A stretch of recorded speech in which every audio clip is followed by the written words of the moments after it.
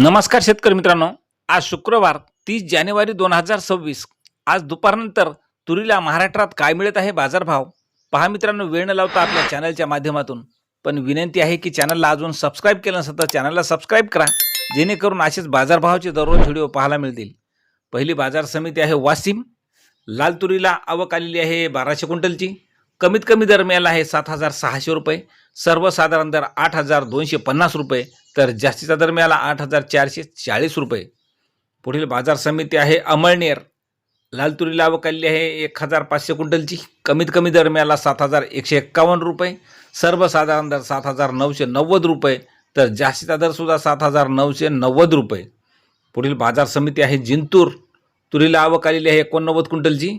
कमीत कमी दर मिळाला 7675 रुपये. सर्वसाधारण दर 8200 रुपये, तर जास्तीचा दर मिळाला 8350 रुपये. पुढील बाजार समिती मूर्तिजापूर. लाल तुरीला आवक आलेली आहे 750 क्विंटलची. कमीत कमी दर मिळाला 8005 रुपये.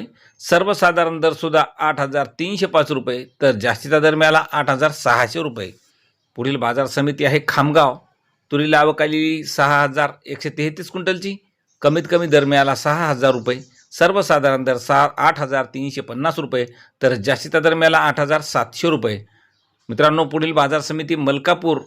लाल तुरीला आवक आलेली आहे 6150 क्विंटलची. कमीत कमी दर मिळाला 7825 रुपये. सर्वसाधारण दर 8500 रुपये, तर जास्तीचा दर मिळाला 8740 रुपये. पुढील बाजार समिती आहे दिग्रस. तुरीला आवक आलेली आहे 250 क्विंटलची. कमीत कमी दर मिळाला 7690 रुपये. सर्वसाधारण दर 8095 रुपये, तर जास्तीचा दर मिळाला 8170 रुपये.